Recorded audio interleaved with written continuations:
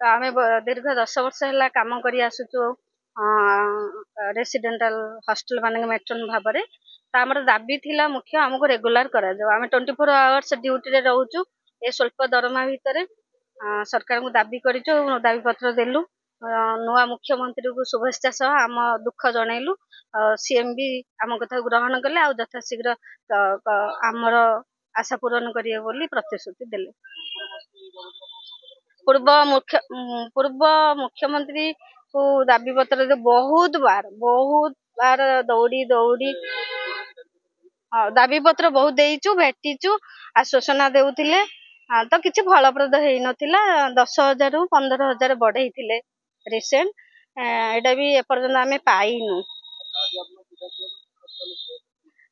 ସିଧାସଳଖ ଦେଖା କଲୁ ସିଏମ କୁ, ସିଧାସଳଖ ଗଲୁ। ବହୁତ ବଢିଆ ସେ ସିଏମ ଙ୍କ ସହିତ ଦେଖା ସାକ୍ଷାତ ହେଲା। ଆଉ ସିଏମ ବି ଆମ କଥା ସକାରାତ୍ମକ ଭାବରେ ଗ୍ରହଣ କଲେ।